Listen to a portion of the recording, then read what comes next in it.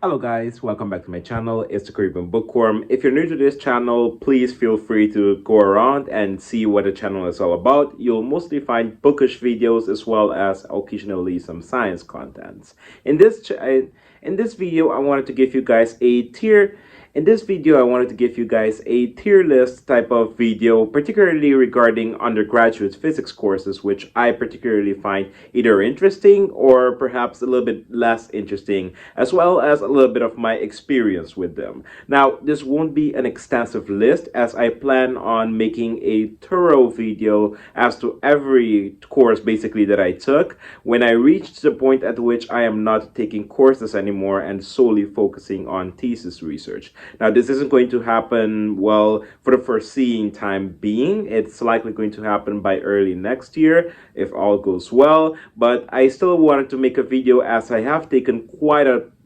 bunch of undergraduate physics courses as well as math courses, so I still felt like, well, maybe I could make this fun little video. So basically the way this is going to go is I'm going to start with just some random astronomy and physics courses, excluding some of the mathematics courses which I've done, since I want to leave that for some more extensive video, and as well as some more practical courses as well. Now, a first disclaimer is that there are some courses which are considered, you could say, standard physics curriculum courses which I haven't taken yet, or that I will never take, or that I will just self-study on my own. And I wanted to let you guys know this in advance so that you know what to not expect, basically, and what as to why they're not there. So the first one is a solid state physics course or a condensed matter physics course, and I find this to be a shame as I really want to take a solid state physics course as I find the topic to be quite interesting, even though my main interests are in astrophysics. And even on top of that, I've actually bought myself a solid state physics book, the Oxford Basics in Solid State Physics, which I aim to go through, especially after I have a better background in quantum mechanics, as I want to learn at least about the basics of things like superconductivity, the Hall effect, and some of these interesting phenomena which take place in the solid state regime.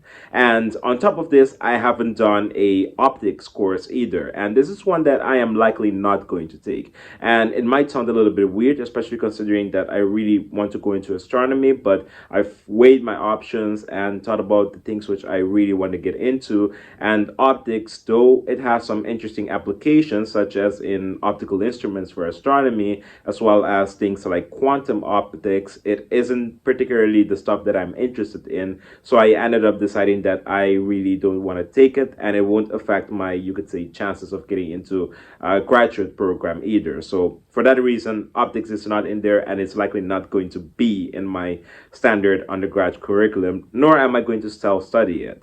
Now, two other courses which I haven't taken, and this is more or less something which I personally would have preferred to take, but wasn't really an option, is complex analysis. And even though I haven't taken this course officially, I have started self-studying it through a Udemy course by Emmanuel Parcesi. I think I'm probably butchered his surname, but this guy has a bunch of really good courses on different areas of advanced physics, such as relativistic electrodynamics, tensor calculus, and GR, and as well as, of course, his complex analysis, you could say, course. And his complex analysis course is really good. I started it, goes into the basics of things like the Cauchy theorem and residue theorem, and all of these different interesting things regarding taking integrals in complex spaces and such. And it made some more tedious integrals very doable, let's say that in the least. So I'm very eager to continue and self-study, you could say, complex analysis, especially during the summer vacation that is coming up, as well as for my Road to Quantum Field Theory playlist, which you can see that I've started to work on, however, haven't posted anything since editing takes quite a bit of time, and I haven't had quite a bit of time since I'm busy with the courses which I currently have. On top of that, another course which I wish I could have taken but is definitely not an option is radiative processes in astrophysics.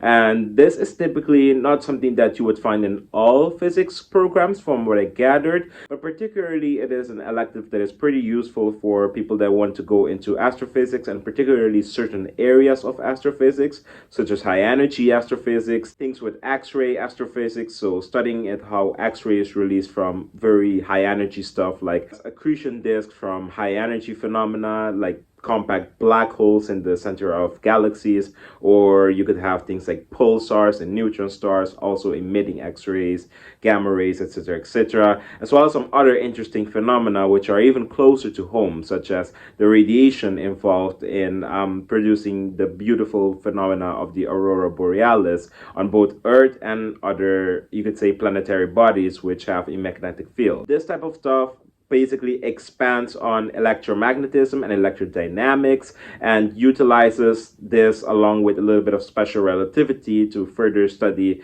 radiative processes as they entail for astrophysical phenomena.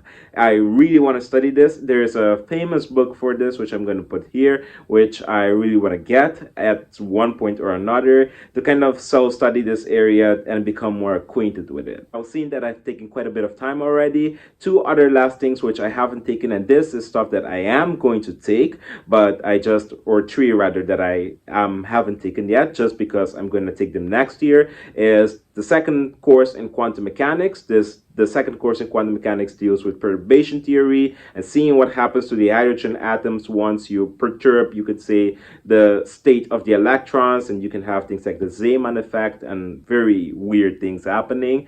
As well as mathematical methods in physics, you could say, course, and this is going to entail things like special functions, Bessel functions, Legendre polynomials, and all of these weird things.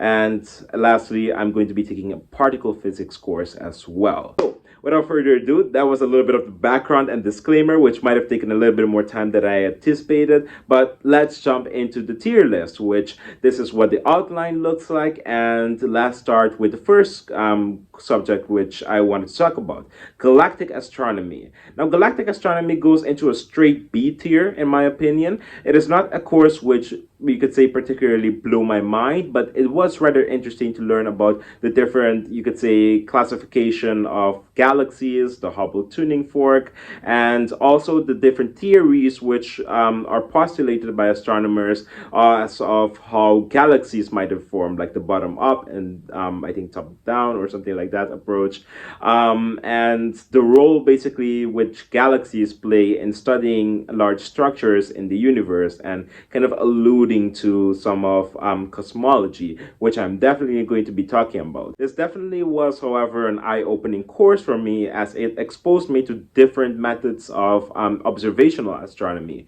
which I found to be very interesting. Things like globular cluster counting and using a lot of redshift and blue shift, you could say, observations to study different phenomena and different morphological features of our galaxy, for example. So for all of those things mentioned, as well as having a really cool lecturer for this course is going to go into a very high B tier for me. Now, the second course is going to be electronics, and it's going to go for me into a low C tier. Now, electronics, if I were to just be very biased and subjective as to how I do my rankings, I probably would have put it into like an F tier, just because this course had, as a co-requisite at my university at least, a lab that was associated with it, so a practical thing which was associated with it as well. And I found this to be one of the most tedious things out there. It was so hard basically to wrap my hand around how to create circuits using breadboards and how to work with all of the different, create the different logic gates and things like that. Like, that thing took so long basically to click in my head. Theoretically, the course was fine. It was not too hard. It was not too difficult like some of the other stuff that I'm going to mention, but just practically it was very hard. However, I could not put this course into an F tier. As a matter of fact, spoiler alert, there's a good chance that I might not put any course in an F tier, as I have justifications for all courses, honestly.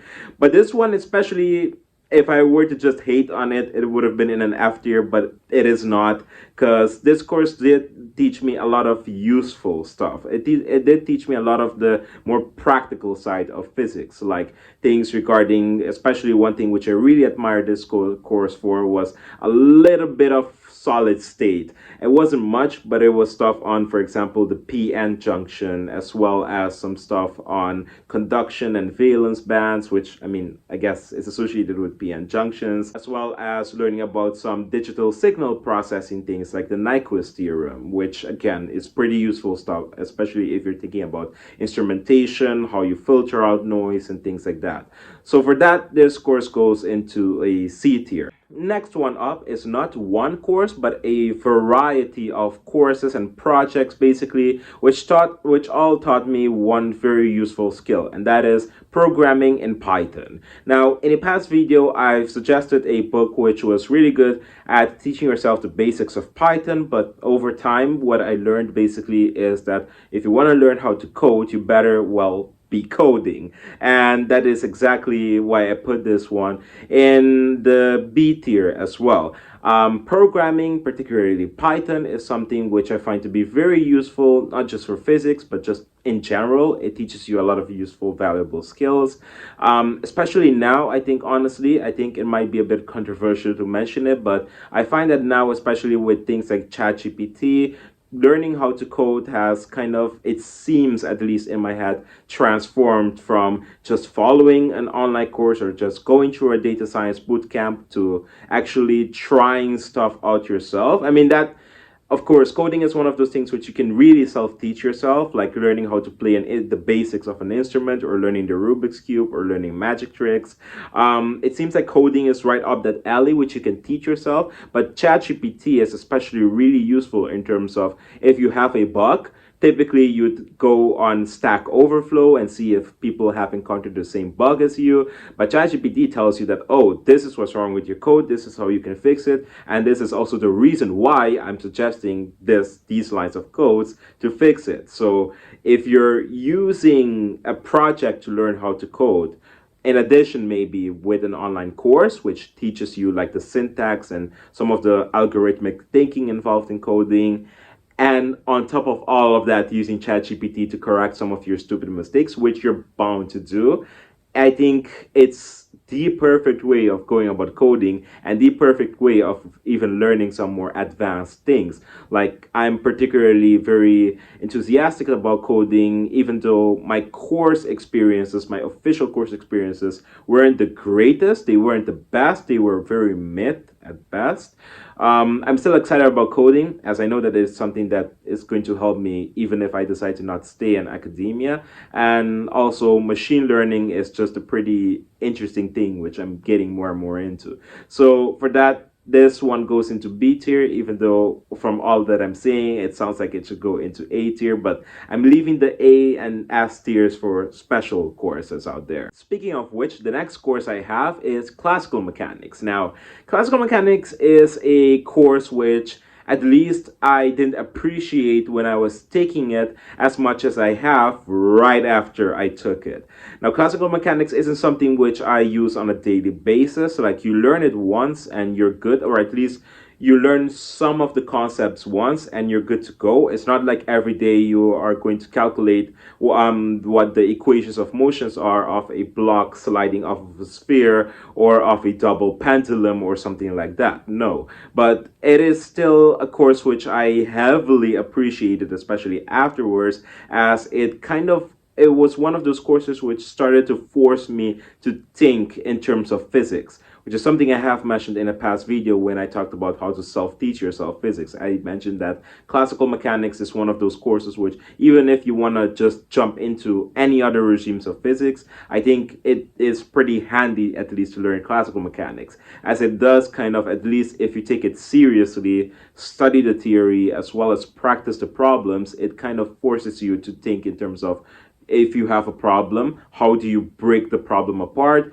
set your initial conditions, you could say, for your problem, and solve your problem. And not just in terms of what equations you have and how do you plug that in, but actually think in terms of what is actually happening with your system and how do you tackle this. As well, besides all of that, and learning some pretty cool things like precession and gyroscopic motion, I also learned the Hamiltonian and Lagrangian formalism of classical mechanics, which is something which I use very frequently up till this day. The Lagrangian formalism, especially, is something that comes up, especially in modern physics, quite a bit, and it is a really cool thing. And it even, especially if you learn it in classical mechanics, which unfortunately my course at my university only spent a week, insane as it sounds, on Lagrangian formalism, but this was that 1 week, which wasn't even tested on the finals, was actually, in my opinion, the best bit of classical mechanics. So if anything, if you happen to go to the same faculty and university as I go to, if Lagrangian formalism isn't emphasized, please learn Lagrange. Do yourself the favor to learn Lagrangian formalism, either during or at least after the course, because I get that you don't have the time. You gotta study for the stuff you have on exams, but if you have the time, please study Lagrangian. It's so useful. So with all of that said, classical mechanics definitely goes into A tier, even though back then I wouldn't have taught this myself, but now I do see the worth of having done classical mechanics. Next up is one of the big ones. Oh boy, this one is both interesting and cost me quite a lot of pain emotionally. And that is the course of electromagnetism, or rather more often known as electrodynamics. This is what you'd use your Griffiths, DJ Griffiths E&M book for. It is the big boy, which is basically a large exercise in vector calculus, if I'm being honest. And electrodynamics, it is the course that covers electrostatics, electrodynamics, magnetostatics, and magnetodynamics, and bringing things at the end with the Maxwell's equations. And basically, you use a lot of multivariable calculus. You do your curls, your divergences, your line integrals, all of these things, which I really enjoy. I enjoy math, or I should be more specific. I enjoy applied math. I don't like pure math, like with proofs and such. I enjoy applied math, but still, this course was so painful. I'm going to place it on the C tier, by the way, even though a bit higher than electronics, because this one was at least quite useful for some areas of physics, as I mentioned, with radiative processes and some of those other things. Even though electronics was more practical, I've kind of enjoyed the more theoretical side of electrodynamics a bit more. But that doesn't take away from the experience that this one was a grind. I am by myself not someone interested in electromagnetic phenomena, even though some of them can be pretty interesting. If you look a little bit more deeper into it, you can find some very interesting things related to electromagnetism, but my god, was this one painful. Whew, E&M, bone crusher.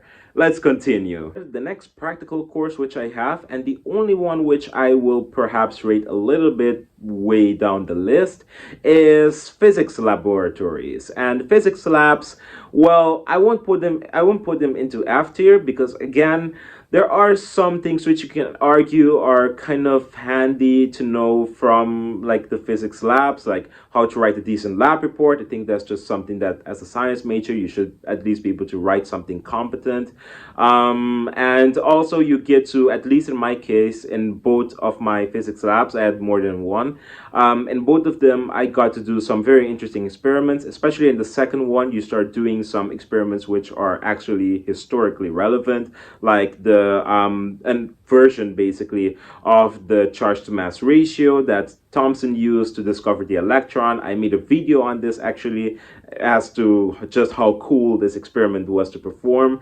We also got to do things like black body radiation, and some people even got to do things like the atomic spectra, and a lot of interesting experiments. And I'm going to take another physics lab, like an advanced physics lab next year, and that's going to involve even more historically relevant relevant experiments. So it's not like I want to honestly go into experimental physics, but I do see the relevance of it, and I do think it is handy to be at least somewhat acquainted with these experiments.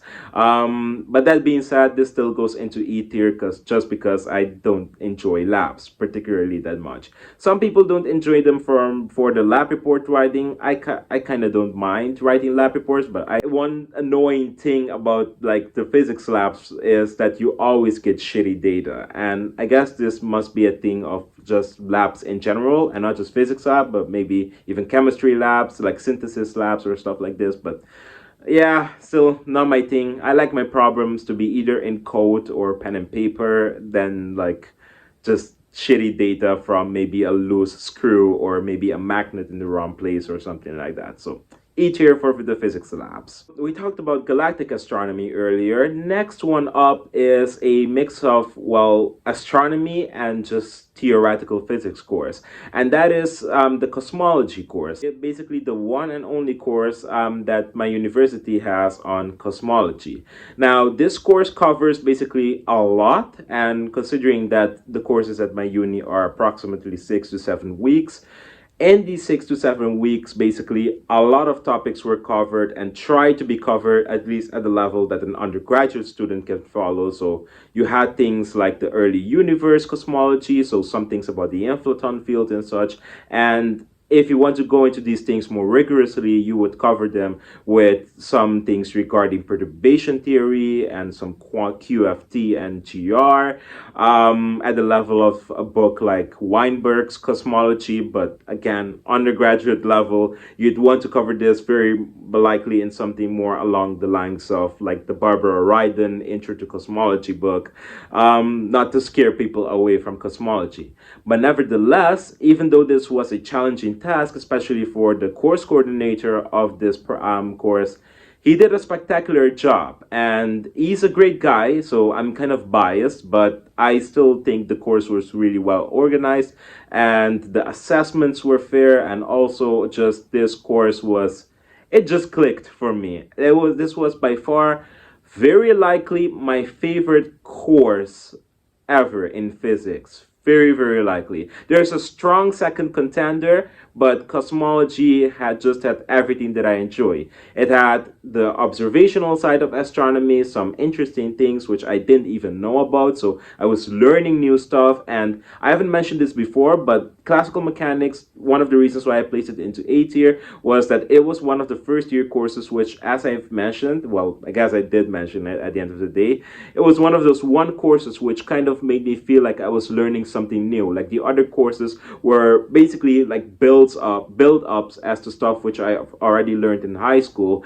But things like classical mechanics and also on the math side, differential equations kind of made me feel like I was actually getting somewhere and that I haven't gone before. I was venturing like Star Trek into places which no man has gone before, at least for me personally. Cosmology did that with me being at my more, you could say, exposed and you could say academically mature like mindset that I am. Like it was a fascinating course, learning about early universe, learning about the fate of the universe, some of the methods used to study the universe as a whole, as well as some of the theory behind the formalisms and theories that are currently established to know things like the concordance cosmological model or lambda CDM.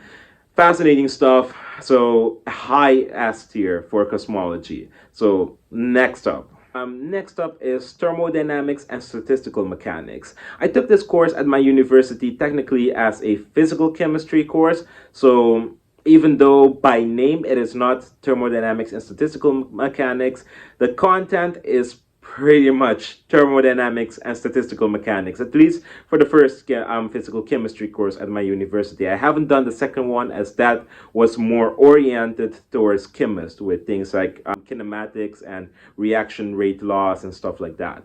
But the first physical chem course, which is basically a thermodynamics and statistical mechanics course, was all right. It was nothing that kind of blew me away, but I did enjoy the course. I did get a pretty decent grade, and It could have been because of the lecturer. The lecturer was a very non-BS lecturer, which I really, really admired. He taught the math really well. He clearly understood the material, and he tried his best to connect his lecture slides to the literature recommended for the course. So whenever you were either a bit lost on some of the derivations or wanted to read a little bit more into something, you can pretty much easily find it in the book recommended, which was the McGuire book for physical chemistry. Phenomenal book, in my opinion, to learn thermodynamic stuff.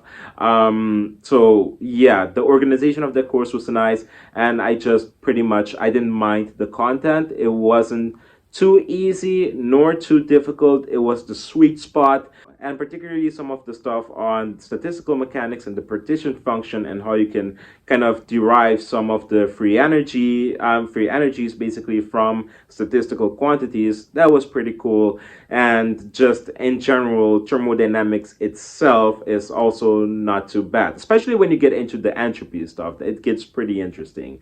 So for that, this goes into C tier, and honestly, I will replace it with electronics because, well, I just want to.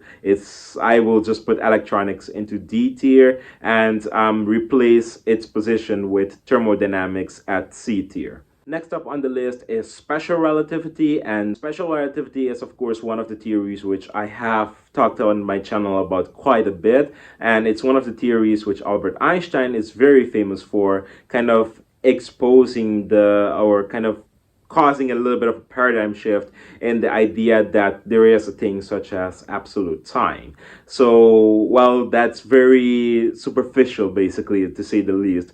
But special relativity was a very interesting course. It basically talked a lot about some ideas from classical mechanics and how basically working within the regime of Newton is not the complete picture, especially due to some experimental things which were measured in the early 20th century. So this course is sometimes covered along with maybe a section of a classical mechanics course, or especially in a entirely different section of electrodynamics, as there is this bit of electrodynamics called relativistic electrodynamics. Mathematically, special relativity is not honestly that bad. It is not a hard thing to follow at all, but conceptually it is quite a thing to get used to, like to get used to the way of thinking about reference frames and getting used to the idea that time doesn't necessarily flow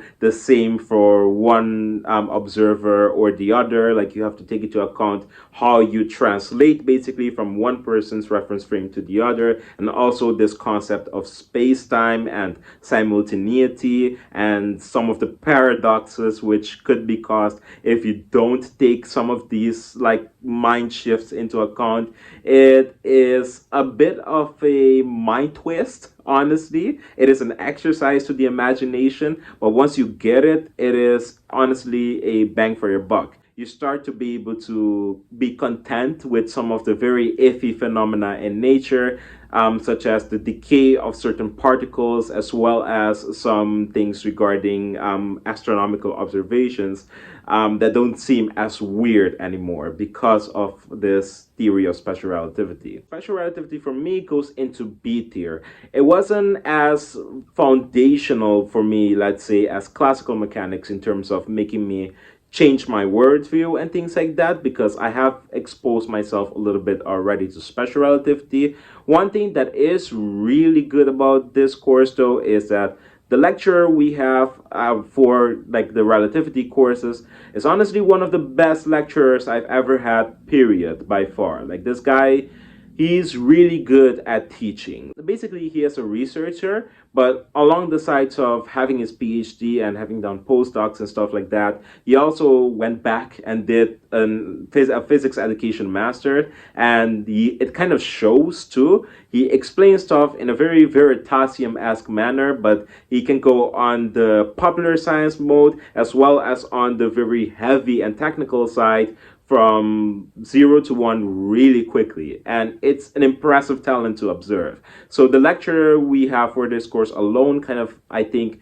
sets the relativity courses, I think, for a lot of my peers into the high S tiers probably. But from my more, you could say, objective point of view, I'd put it into B tier. However, on the other side of this coin, we have general relativity. General relativity is an expansion on special relativity, as special relativity is a special case of general relativity. General relativity studies the effects of, you could say, changing reference frames, but not only in the special case, which basically is the case of inertial reference frames, where you have, you could say, reference frames or observers moving at constant relative velocity to each other. But in the case of general relativity, you can have observers that are, you could say, accelerating in respect with respect to each other. You can have accelerating reference frames, and you can have this whole concept which Einstein basically connected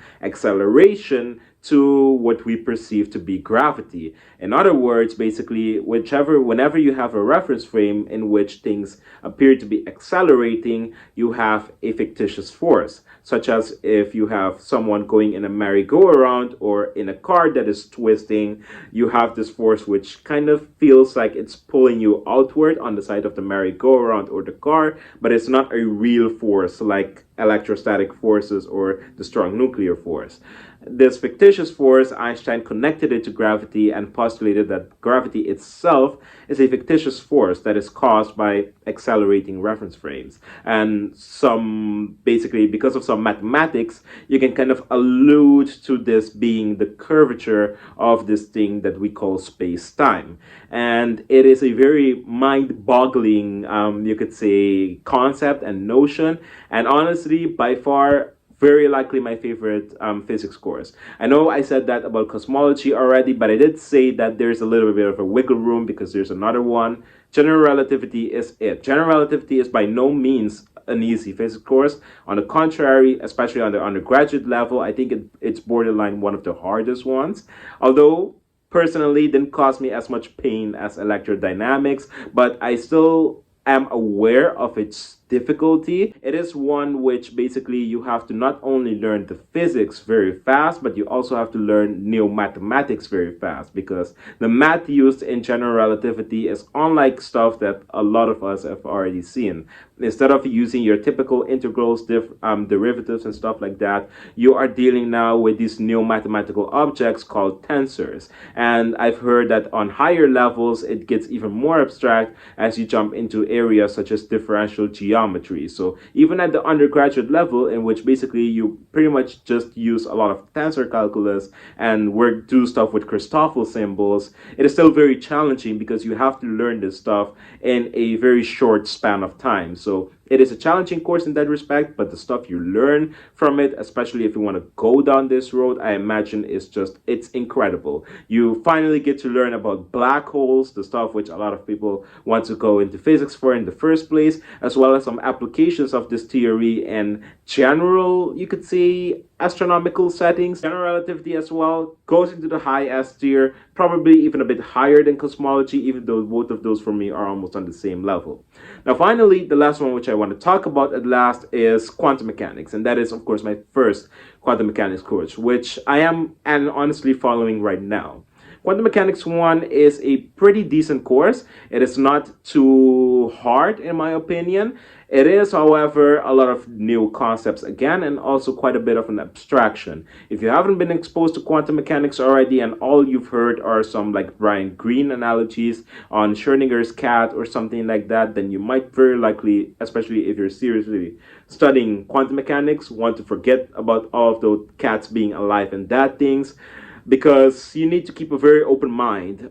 This cat being alive and that thing at the same time has to do with interpretations of quantum mechanics, which is a whole philosophical tangent in it of itself. But that aside, quantum mechanics is this very interesting course which delves into some of the things which physics failed to explain in the early 20th century with experiments. You have things like the ultraviolet catastrophe and a lot of other experiments which were kind of hinting that classical physics at least was somewhat incomplete, and bunch of German physicists especially came in fix that, and you have now a theory that describes especially microscopic things like atoms, electrons, and certain molecular phenomena up to extremely precise detail, and that is quantum mechanics. Now, the course itself mainly deals with getting used to the mathematical formalisms of classical mechanics. You learn about the statistical interpretation of classical mechanics, which does have something to do with that whole Schrödinger cat analogy, and you also learn about wave functions. It is mainly objectively a course about wave functions, what wave functions are in quantum mechanics, how they describe particles, and the probabilities of finding an observable of them, such as their momentum, energy, position, etc. And you learn things like normalizing the wave function, which is finding that likelihood or probability, as well as solving the Schrödinger equation for various settings, like various settings such as being trapped in an infinite square well. So if you have your particle trapped in a place at which it's bounded, like an electron is bounded to a proton, if it's a hydrogen atom and it can only go to certain energy levels, you can solve the Schrödinger equation for that. You can also solve it for a free moving particle, which basically has no potential energy, and a lot of other things. You get used to some of the lingo of quantum mechanics, which involves a lot of linear algebra. So you get to practice your linear algebra as well, like you would practice your vector calculus with electrodynamics, and it just builds on and on and on from there on. So it is not really bad, and I put it into A tier because it is very interesting. It does get very heavy for me when it got to like the hydrogen atom itself, which you think to be easy, but it's one of, for me at least, a very challenging thing. Though I do have peers which have a really good feeling for this stuff. So it might really depend on person to person, but I do find stuff with spherical harmonics to be a little bit iffy, you could say. But super interesting. I did hear that quantum mechanics 2 kind of gets much tougher. So I am both excited and kind of scared for that, but we'll nip it in the butt once it comes. That was it basically for my tier list. I hope this hasn't gone on for too long, and I'm curious to hear your opinion as to what you thought of all of these things. Let me know what you thought of some of these courses down below, and I hope to see you guys again very soon. Bye bye.